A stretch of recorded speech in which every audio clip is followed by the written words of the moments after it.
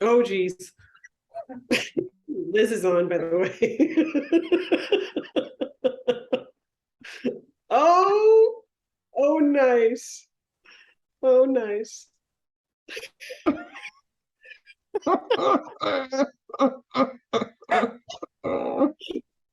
Okay, Liz is I can't see.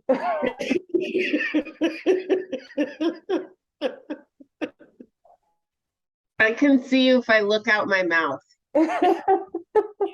That's amazing. That is awesome.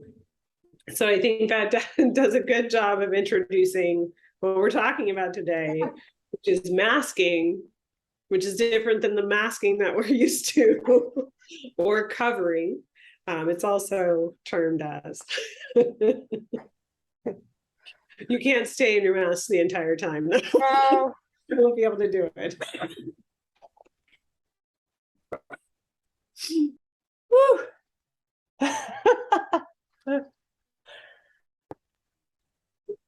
I'm stuck in my mask.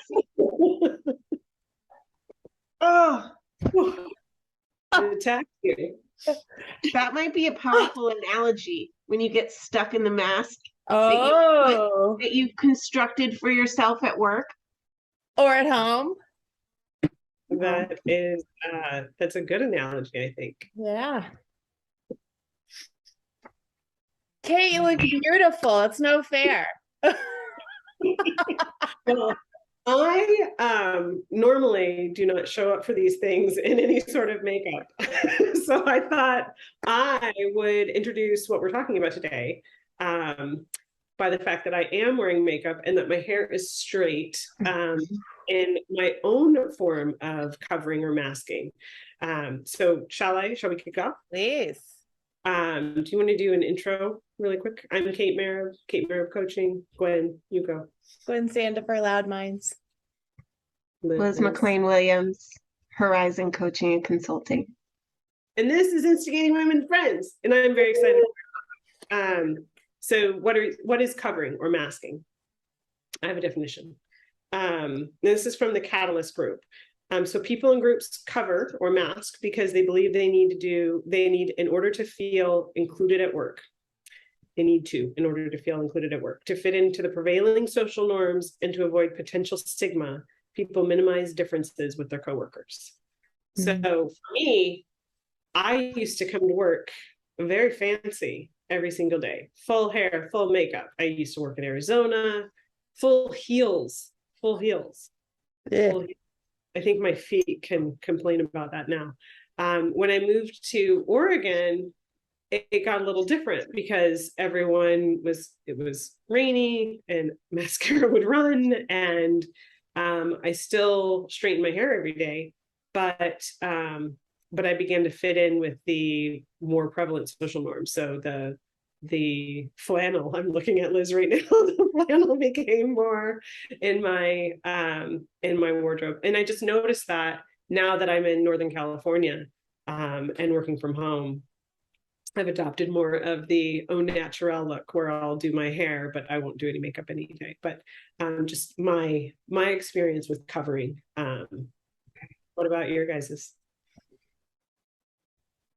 I remember the first time that I became an executive in HR, but the first time that I was actually leading the entire function of HR. I had such deep imposter syndrome that I did not feel that I could show up as myself or I would be found out. And so there was this woman that I really admired. She was very polished, always wore a suit and a skirt, like a pencil skirt. And that was kind of her signature, like J. Crew / Ann Taylor. And my dogs are greeting someone. And so I just adopted her style 100%. I went and got the same necklaces that she wore. I went to Ann Taylor and got everything that I imagined that this woman, Maggie, would wear. And I started wearing them. And then there was a board meeting, and I had gone home and come back for the board meeting, and I was wearing one of my new suits. And she came up behind me and she's like, "Oh my gosh, I love your suit." And then she started laughing. And I was like, "What? What?" So apparently there's a thing that's called a kick flap. Mhm. Yeah. You're familiar with this? Yes. That wasn't a term that I was aware of in my life. And it was still sewn shut. And she was so loving. She wasn't being mean. She went and got some scissors and cut my kick flap for me. And it was such a moment of me realizing, like, first I felt just ashamed because I had not been successful at adopting this more professional persona. And then it just became hilarious to me. Like it became the gateway for myself to just give myself permission to show up and let my brain do the talking and not worry about whether I was fitting the look. Yeah. So that's my masking story. And I've thought about this since we talked about this possible topic earlier in the week. And I think I'm on the opposite end, honestly. I remember when I was brand new, just after my master's program at work, and I did take the time to buy a few nice suits. Had no money, no freaking money, but thought I needed to look the part. And this sister, I worked at a Catholic health system, kept kind of whispering behind my back when I would walk by. And so finally I asked one of the executive assistants, "What is she saying?" And she said, "She's calling you a clothes horse behind your back." And I went, "Oh." And so then I thought, like Liz, I'm just going to wear what I would wear. And every coach that I had then would advise me on my lack of conservative dress. So it kind of went the other direction where, because I went outside the norm, I was coachable or needed coaching severely. Now, I will say, I've always had this affinity for Halloween and for events and entertainment. And you know, I like people to have a good time at work. So there were times where Halloween time, big meetings, I would wear all black dress, conservative, but I'd have little Halloween tights on. Or if we'd have a big event for team building and it was around this time, I'd show up in Halloween costume, and most people liked it. But again, other people were like, you know, that's not very appropriate. So it can go both ways. I think that's really true, that it can go both ways. Sorry, Kate. I was just going to say, like, there's a fine line because you don't want people to be so casual that they're actually bringing in stuff that doesn't belong at work. And on the other side of that, we need to be able, we spend so much time at work. We need to be able to show up as our authentic selves as much as possible. And that can be really hard, especially during this pandemic time where you look at a lot of the leadership groups that are being pressured to just keep sucking it up, keep putting on a good face, keep, do the same or more with less, but not let people into the fact that it's really starting to impact our coping and our resilience. Mm-hmm. So what were you going to say, Kate? I talked over you. I was going to mention that the what Gwen was describing is the system requesting covering, requesting that in order to fit in here, you can't be X or you can't be Y. Mm-hmm. And what strikes me that is different from 10 years ago when before I started curling my hair and letting things just go, I guess, is it's even more important with gender identity these days, because we have so many generations in the workforce that, the stereotype of the older cisgendered white man just being really frustrated with pronouns and being like, why do we got to talk about pronouns again? And why can't I just use their name? I was skiing in February with a gentleman who was like, why can't I just use their names? Like, why do I have to use their, and he's an incredibly successful businessman, and skied down the slopes a couple times, and I was like, this is why it matters, because I've been thinking about it, like, why does he have to use they, and respect that? And the thing that occurred to me was, well, you want to use their pronouns, whatever their respected pronouns are, and you want to have, acceptance of their gender identity, because then they don't have to worry about making you comfortable with them. And you can get the full value of them being on your team. Because as a successful businessman, don't you care about that? And if they're so busy fitting in and making it right, then they don't have as much energy for the work. Mm-hmm. Yeah, it's part of their identity. Mm-hmm. That's really thought-provoking when you think about what mask we're asking people to put on. It's a white patriarchal white mask. Yeah. And in my position when I'm consulting, I'm the person asking the people to put the mask on. So like, how do you change that? How do you push back on whether it's the dress code or the language, the shared language that's acceptable to use in meetings or talking about projects? Yeah, you got me thinking. Mm-hmm. Good. Yeah, and I keep thinking it's masks and it's dress. I would always like to wear normal attire when I would go out to physician practices as part of the business to really have better collegial relationships. But again, I heard not dressing professionally. We had one president of a hospital who wanted all of the administrators, if we went up on a clinical floor, to wear the white jacket, white lab coat, to make sure people knew that we did have, a presence there, we fit in. And I was like, that doesn't make sense to me. Those white lab coats are generally reserved for doctors and clinicians. And yeah, so how confusing would that be?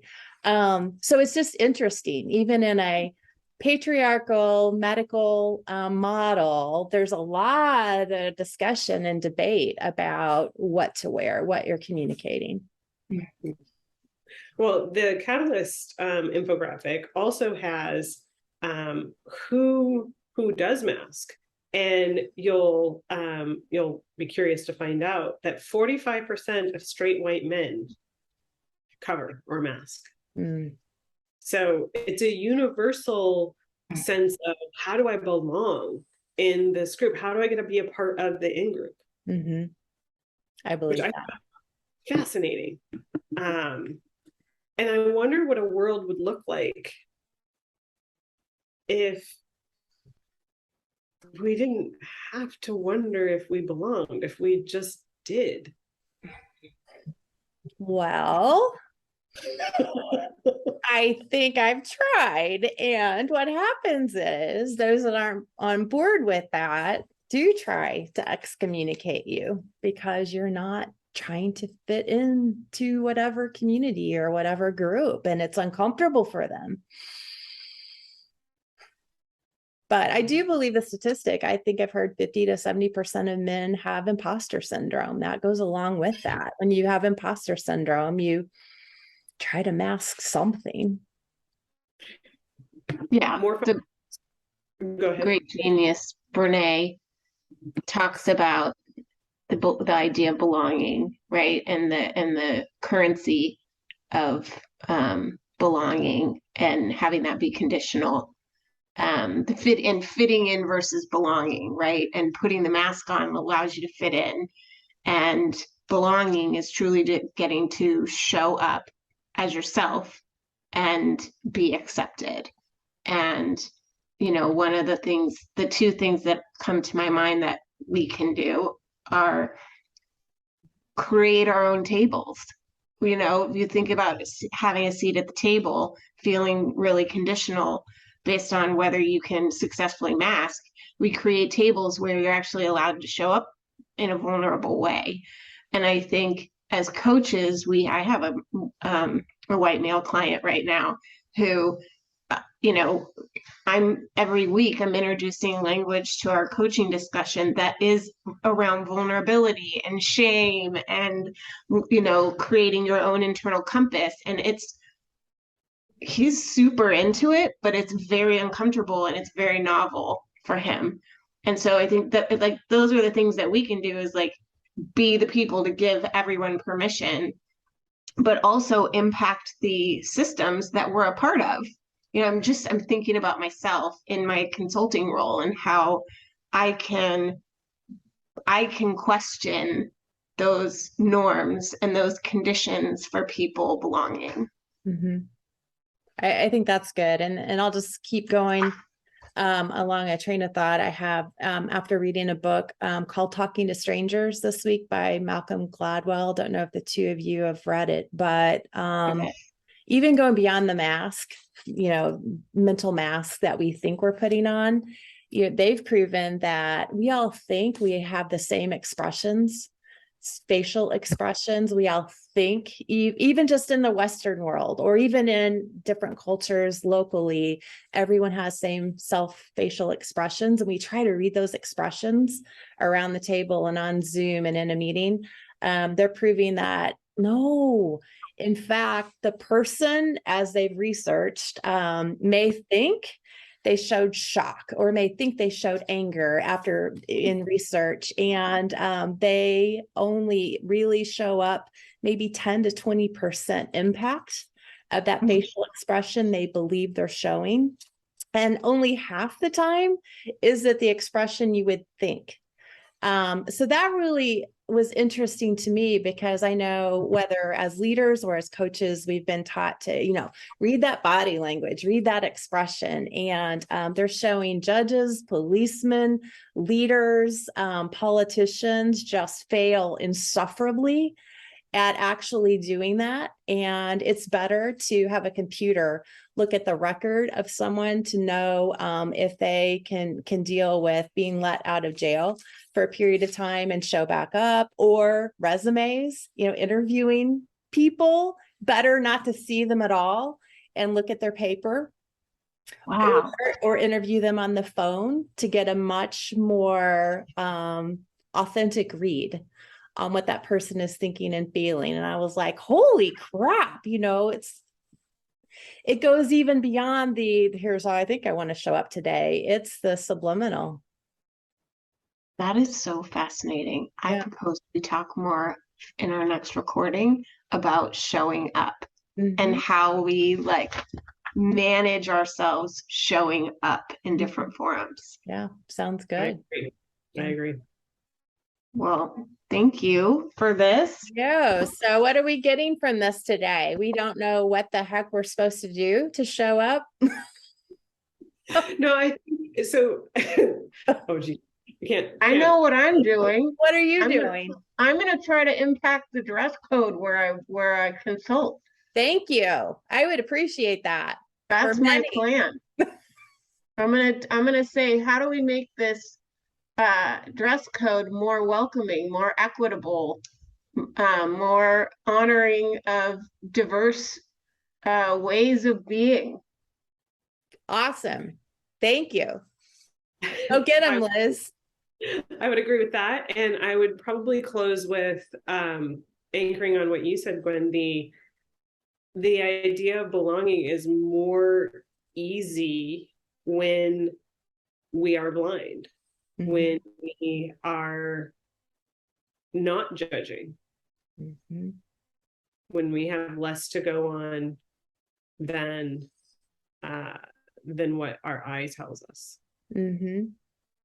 And I'll just lean in there and say, we really do need to remember most everyone that we're around at work is a stranger. We really don't know these people very well. We really haven't been to their home and broken bread on a regular basis to really understand what little expressions they might have or what they might be thinking. And so we really need to regard everyone as, with curiosity, what might they be thinking, and ask rather than assuming. Cool. Well, have a happy Halloween weekend, everybody. You too. See you. Bye. Bye.